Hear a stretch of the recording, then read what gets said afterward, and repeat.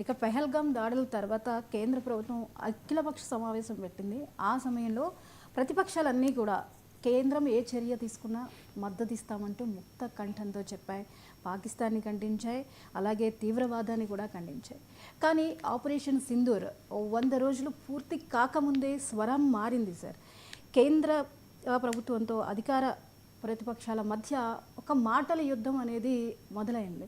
ఇది ఎందుకు మొదలైంది? ఆ రోజున ఆ విధంగా మద్దతు ఇచ్చారు. ఇప్పుడు ఈ డిఫరెన్సెస్ ఎందుకు వస్తున్నాయి?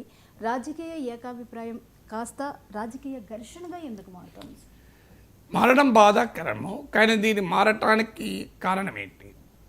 మీరు ఆపరేషన్ సింధూర్కు ముందు, పహల్గాం దాడుల తర్వాత అఖిలపక్ష సమావేశాలు పెడితే అన్ని పార్టీలు మీరు అన్నట్లు ఏక కంఠంతో మీరు ఏ చర్యనా తీసుకోండి, మేము మద్దతు ఇస్తాం. ఇందులో దేశహితమే తప్ప వేరేది లేదు. పాలిటిక్స్ కన్నా నేషన్ ముఖ్యం అని అన్ని పార్టీలు సమర్థించాయి. వాస్తవం కదా. మరి తర్వాత ఏమైంది? తర్వాత ఏం జరిగింది? దీన్ని అధికార పార్టీ ఖాతాలో వేసుకొని మిలిటరీ సాధించిన ఘన విజయాన్ని కాస్త నరేంద్ర మోడీ విజయంగా మాత్రమే చూపెట్టే ప్రయత్నం మొదలైంది. సో నరేంద్ర మోడీ విజయంగా, భారతీయ జనతా పార్టీ విజయంగా మాత్రమే చూపెట్టే ప్రయత్నం మొదలైంది. సహజంగానే ప్రతిపక్షాలు ఏం చేయాలి? మరి ఇది ప్రజల విజయం, ఇది దేశ విజయం, మన దేశ భద్రతా బలగాల విజయం. ఇంతకన్నా గొప్ప విజయాలు కూడా భారతదేశం సాధించింది. నిజంగా చెప్పాలంటే ఈ విజయంతో పోలిస్తే వేల రెట్లు గొప్ప విజయాన్ని 1971లో సాధించాం. పాకిస్తాన్ 2 ముక్కలైంది. 90,000 మంది పాకిస్తాన్ సైనికులు లొంగిపోయారు. కానీ ఇప్పుడు ఇప్పుడున్న ఇమేజ్ మేనేజ్మెంట్ అప్పుడు లేదు, ఇప్పుడున్న సోషల్ మీడియా అప్పుడు లేదు, ఇప్పుడున్నట్టు ఇమేజ్ బిల్డింగ్ అప్పుడు లేదు. కానీ చరిత్రలో మనము చేసే పనులే మనకు ఇమేజ్ తెస్తాయి. మనం చేసుకునే ప్రచారం వల్ల ఇమేజ్ రాదు. ప్రచారం ఎప్పుడు ఇమేజ్ నిలబడదు కూడా. ఇవాళకి ఆ 1971 వార్ గురించి, ఇందిరాగాంధీ చూపిన ధైర్య సాహసాల గురించి, దుర్గామాతగా ఆమెను వాజ్పేయి పొగిడిన తీరు గురించి ఇవాళకి ఎందుకు మాట్లాడుకుంటున్నాం? 54 ఏళ్ళు అయిపోయింది కదా. అందువల్ల ఈ సెల్ఫ్ పబ్లిసిటీ వల్ల ఉపయోగం లేదు. పబ్లిసిటీ, అడ్వర్టైజింగ్, పబ్లిక్ రిలేషన్స్ అని 3 ఉంటాయి. నేను చాలా తెలివైన వాడిని, నాకు చాలా గొప్ప మేధావ సంపత్తి ఉంది అని అన్నాను అనుకోండి, అది పబ్లిసిటీ అవుతుంది. నేను పక్కనుండగా మీరున్నారనుకోండి, ప్రొఫెసర్ నాగేశ్వర్ మంచి మేధావి అని, అది అడ్వర్టైజింగ్ అవుతుంది. నేను లేనప్పుడు, నేను వెళ్ళిపోయిన తర్వాత స్టూడియో నుంచి మీరు కెమెరామెన్ మాట్లాడుకుంటూ సార్ చాలా బాగా విశ్లేషిస్తారు కదండి అని కెమెరామెన్ అన్నాడు అనుకో, అది పబ్లిక్ రిలేషన్స్ అవుతుంది. అది విన్న 3వ వ్యక్తి నమ్ముతాడు. కానీ నేనే గొప్ప మేధావిని నేను చెప్పుకున్నా, నా ముందు మీరు చెప్పినా దానికి అంత క్రెడిబిలిటీ ఉండదు. కానీ ఎప్పుడైతే మిలిటరీ ఫోర్సెస్ సాధించిన ఘన విజయాన్ని పొలిటికల్ లీడర్షిప్ పాత్ర లేదా అంటే ఖచ్చితంగా ఉంది. దానికి నరేంద్ర మోడీకి వచ్చే రెస్పెక్టు, గౌరవం తప్పనిసరిగా వస్తుంది. కానీ పొలిటికల్ లీడర్షిప్ ప్రొయాక్టివ్గా వెళ్ళి ఇది ఆర్మ్ ఫోర్సెస్ విజయం కన్నా నరేంద్ర మోడీ విజయంగా, బీజేపీ విజయంగా దీన్ని చూపెట్టుకునే ప్రయత్నం మొదలుపెట్టారు. దీన్ని సహజంగానే ప్రతిపక్షాలు అంగీకరించలేవు కదా. ఆర్మ్ ఫోర్స్ సైనిక బలగాల విజయం అనడానికి ప్రతిపక్షాలకు అభ్యంతరమే ఉండదు. కానీ నరేంద్ర మోడీ విజయం ఎలా అనగలుగుతాయి? బీజేపీ విజయం ఎలా అనుతాయి? అందువల్ల ఇది మొదటి సమస్య, ఈ విభేదాలు. 2వ సమస్య ఏంటంటే, పోనీయండి నరేంద్ర మోడీ విజయంగా చెప్పుకోనియండి, తప్పులేదు. నరేంద్ర మోడీ ప్రధానమంత్రి, నరేంద్ర మోడీ ఆపరేషన్ సింధూర్కి ఆదేశించాడు, నరేంద్ర మోడీ సర్జికల్ స్ట్రైక్కి ఆదేశించాడు, నరేంద్ర మోడీ బాలాకోట్ స్ట్రైక్స్ ఆదేశించాడు. Yes, we accept it. ఎందుకంటే మన దేశంలో military works under civilian rule.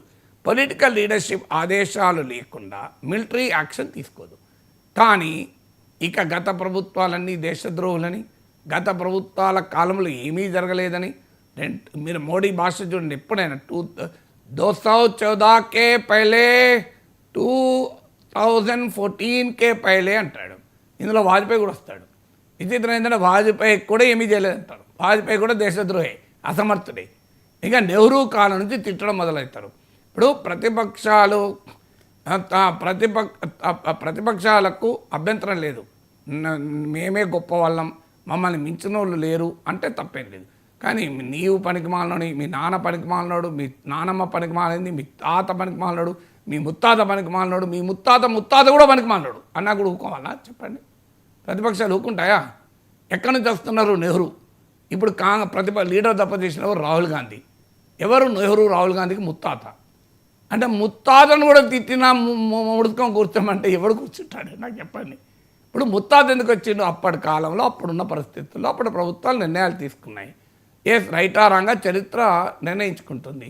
కానీ ఇప్పుడు ఏం జరిగిందని అడిగితే ముత్తాతను తీసుకొస్తారు. అక్కడికి నెహ్రూనే కాదు, శాస్త్రి కాలాన్ని తిడతారు. 62 to 66 మధ్య కాలంలో కూడా మన మోడీ ప్రసంగంలో తిట్టాడు. ఆఖరికి వాజ్పేయి కాలంలో కూడా ఏమీ జరగలేదంటే వాజ్పేయి ఆత్మ క్షోభించదా? బీజేపీలో ఉన్న ఆర్ఎస్ఎస్ అభిమానులు బాధపడరా? ఇదేం అన్యాయం అండి. వాజ్పేయికి కూడా దేశద్రోహం. ఎందుకంటే వాజ్పేయి కాలంలో కూడా ఎల్ఓసి దాటి అటాక్ చేయలే కదా. మరి వాజ్పేయి టైంలో క్లియర్గా సైన్యానికి ఆదేశాలు, మీరు ఎల్ఓసి దాటకండి అని. పాకిస్తాన్ వాళ్ళేమో మన దగ్గర చొరబడి మన దేశంలోకి బంకర్లలో దాక్కొని మన సైనికుల్ని చంపేస్తుంటే స్టిల్ వాజ్పేయి ఆదేశం ఏంటి? డోంట్ క్రాస్ ఎల్ఓసిని. క్రాస్ అయ్యారన్న చూపెట్టండి. కార్గిల్ యుద్ధ కాలంలో భారత బలగాలు అటల్ బిహారీ వాజ్పేయి ప్రధానమంత్రిగా ఉన్నప్పుడు ఒక్కసారైనా ఎల్ఓసి దాటాయో చెప్పండి. మరి వాజ్పేయి కూడా దేశద్రోహం అందామా? అప్పుడున్న పరిస్థితుల్లో అదొక వ్యూహాత్మక నీతి. అందువల్ల letter respect our own prime ministers. Pakistan వాడు తిట్టిందంటే నేను బాధపడను. మన ప్రధానమంత్రిని ఇందిరాగాంధీని పాకిస్తాన్ తిరిగితే నాకేమీ బాధ లేదు. ఎందుకంటే ఆ పాకిస్తాన్ 2 దేశాలుగా 2 ముక్కలు చేసినప్పుడు తిట్టడుకుంటుంటాడా? కానీ మన ప్రధానమంత్రిని బంగ్లాదేశ్ని ఏర్పాటు చేసి 90,000 సైనికుల్ని లొంగదీసుకున్నటువంటి వాళ్ళను ఇందిరాగాంధీని నోటికొచ్చినట్టు అమిత్ షా, నరేంద్ర మోడీ, జయశంకర్ అందరూ తిడుతుంటే ఒక భారతీయునిగా బాధపడమా? మీరు తిట్టండి, ఇందిరాగాంధీ ఎమర్జెన్సీ పెట్టిన తిట్టండి, నేను కూడా తిడతాను. I'm also with you. Indira Gandhi ప్రకటించిన ఎమర్జెన్సీ ప్రజాస్వామ్యానికి ప్రమాదము, రాజ్యాంగానికి ప్రమాదము, దేశానికి జరిగిన ఒక చీకటి అధ్యాయము ఎమర్జెన్సీ. దాంట్లో ఎలాంటి డిస్ప్యూట్ లేదు. నేను 8th క్లాస్లో ఉన్నాను ఎమర్జెన్సీ టైంలో.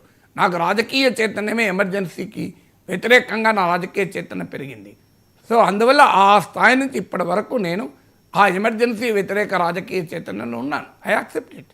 కానీ బంగ్లాదేశ్ని ఏర్పాటు చేసి 90,000 సైనికుల్ని లొంగ తీసుకుంటే ఆ డైమెన్షన్ ఆఫ్ ఇందిరాగాంధీని కూడా నువ్వు అవమానిస్తే ఎట్లా అంట? నేను ఒక వ్యక్తిలో అనేక డైమెన్షన్ ఉంటాయి. జీవితకాలం ఇందిరాగాంధీతో పోరాడ వాజ్పేయి అవనో దుర్గామాత అంటాడు. మోడీ వచ్చి, అమిత్ షా వచ్చి ఇందిరాగాంధీని, నెహ్రూను ఎట్లా పడితే అట్లా తిడితే అంటే ఇక ప్రతిపక్షాలు చేతులు ముడుకొని కూర్చుంటాయా? ఆఖరికి తమ హిందుత్వ పొలిటికల్ ఎజెండాను కూడా, మతపరమైన రాజకీయ ఎజెండాను కూడా ఇందులోకి పట్టుకొచ్చి, హిందూ ఎజెండా కాదు హిందుత్వ ఎజెండా, రెండింటి మధ్య తేడా ఉంది. హిందూ ఎజెండా వేరు, హిందుత్వ ఎజెండా వేరు. హిందూ ఎజెండా వేరు, దేశం కొరకు దేశం విజయం సాధించాలని యజ్ఞం చేస్తే అది హిందూ ఎజెండా అవుతుంది. హిందుత్వ ఎజెండా ఏంటంటే కల్నల్ సోఫియా ఖురేషీ ముస్లిం అని ఒక దేశ గర్వించదగ్గ సైనిక బిడ్డను ఒక దేశ గర్వించదగ్గ సైనికులను అవమానిస్తే అది హిందుత్వ ఎజెండా అవుతుంది. మీరు యజ్ఞం చేయండి భారతదేశం గెలవాలి అని ఒక గొప్ప యజ్ఞం చేయండి, అది హిందూ ఎజెండా అవుతుంది, తప్పేమీ లేదు. కానీ హిందుత్వ ఎజెండా అంటే కల్నల్ సోఫియా ఖురేషీ పైన ఒక విద్వేషాన్ని రగిలించితే ఇప్పటి వరకు ఆమెను బీజేపీ ఆ నాయకుని మధ్యప్రదేశ్ మంత్రిని బీజేపీ ఇప్పటి వరకు ఖండించలేదు. నరేంద్ర మోడీ ఇప్పటి వరకు ఇది తప్పనలే. సో మీ సింగిల్ స్టేట్మెంట్ ఇది తప్పని ఇప్పటికనలే. ఆయన మీద ఇప్పటివరకు ఏ చర్య లేదు, సస్పెండ్ చేయలేదు, ఆయన మంత్రి పదవి కూడా తీసేయలేదు. మరి దాన్ని ఏమందాం? పార్టీ యాక్సెప్ట్ చేసిన ఎజెండా కాదా ఇది? దీన్ని అంగీకరిద్దామా? అంటే ఇలా ప్రతిదాన్ని ఒక దేశం సాధించిన గొప్ప సైనిక విజయాన్ని తమ ఖాతాలో వేసుకొని తమ రాజకీయంలో బంధిస్తానంటే ప్రతిపక్షాలు ఇంకా ఏకాభిప్రాయం పేరిట సమర్థించుకుంటూ ఉంటాయా? మళ్ళీ దేశంలోనోమో పార్లమెంట్లోమో సమాధానం చెప్పరు.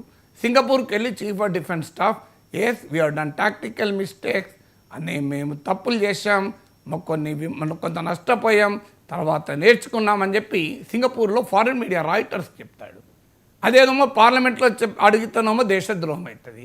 మరి సింగపూర్లో మన చీఫ్ ఆఫ్ డిఫెన్స్ స్టాఫ్ ఎలా చెప్పాడండి? ఈ దేశద్రోహం కాదా అది? కెప్టెన్ శివకుమార్ అని ఇండోనేషియాలో ఇండియన్ ఎంబసీలో డిఫెన్స్ అటాచీ, ఆయన ఏమన్నాడు? మేము కొన్ని యుద్ధ విమానాలు కోల్పోయాం, కారణం పొలిటికల్ కన్స్ట్రెయింట్స్. అంటే పాకిస్తాన్లో ఉన్న టెర్రర్ ఇన్ఫ్రాస్ట్రక్చర్ని అటాక్ చేయాలి తప్ప మిలిటరీ టార్గెట్స్ ముట్టుకోవద్దు అని ఆదేశాలు వచ్చాయి. అందువల్ల మేము దానివల్ల కొంత మిలిటరీగా నష్టపోయాం. ఇది ఎవరు చెప్పారు? Captain Shivakumar, India's defence attache in Indonesian embassy. మరి ఇలా విదేశీ గడ్డల పైననేమో మీరు చెప్తూ ఉంటారు, అదేమో దేశద్రోహం కాదు. దేశ అత్యున్నత సభ అయిన పార్లమెంట్లో, దేవాలయం లాంటి పార్లమెంట్లో ప్రశ్నలు అడిగితే మీరు దేశద్రోహులు, మీరు పాకిస్తాన్ ఏజెంట్లు, మీరు చైనా ఏజెంట్లు అని తిడుతుంటే ప్రతిపక్షాలు ఏం చేయాలి? ఆఖరికి ఒక గొప్ప ఇనిషియేటివ్ మోడీ ప్రభుత్వం తీసుకుంది, హైలీ అప్రిషియబుల్ ఇనిషియేటివ్. అన్ని పార్టీల డెలిగేషన్, ఎంపీలతో కూడిన డెలిగేషన్లను ప్రపంచమంతటా పంపించి ఇండియా ఈజ్ యునైటెడ్ పొలిటికల్లీ అని ఒక మెసేజ్ పంపాలని చూశారు. ఎంత గొప్ప ఇనిషియేటివ్! అందులో మళ్ళీ రాజకీయం, అందులో కాంగ్రెస్ పార్టీని చీల్చాలని కుట్ర, అందులో శశి థరూర్, మనీష్ తివారీ, సల్మాన్ ఖుర్షీద్ వాళ్ళు కాంగ్రెస్ పార్టీని ఎలా దెబ్బతీయాలి, నరేంద్ర మోడీని ఎలా పొగడాలి, బీజేపీని ఎలా సమర్థించాలి, కాంగ్రెస్లో ఉంటూ వ్యూహాలు చేసే నాయకుల్ని మీరు పార్టీకి సంబంధం లేకుండా కాంగ్రెస్ పార్టీ ప్రతినిధులుగా వాళ్ళని తీసుకున్నారు. పోనీ మీరు కాంగ్రెస్ పార్టీని అడిగి ఆ పార్టీ ఇచ్చిన ప్రతినిధులను తీసుకుని వీళ్ళని కూడా తీసుకున్నారు అనుకో, తప్పలేదు. కానీ కాంగ్రెస్ పార్టీ ప్రతినిధుల్ని బీజేపీ డిసైడ్ చేస్తుంది. మరి ఇవన్నీ జరుగుతుంటే ప్రతిపక్షాలు చూస్తూ ఊరుకోవాలా? పొలిటికల్ కన్సెన్సస్ పేరిట అంటే ప్రతిపక్షాలకు ఒక్కరికే రాజకీయ ఏకాభిప్రాయ బాధ్యత ఉంటుందా, అధికార పార్టీకి ఉండదా అనేదే క్వశ్చన్. అందుకే మీరు అన్నది రైట్. ఆపరేషన్ సింధూర్ సమయంలో పహల్గాం దాడులు జరిగాక దేశమంతా రాజకీయంగా ఐక్యతను ప్రదర్శిస్తే తర్వాత ఎందుకు ఈ రాజకీయ ఐక్యత దెబ్బతింటానికి ఇప్పుడు ఇన్ని కారణాలు చెప్పాను నేను. Yes sir.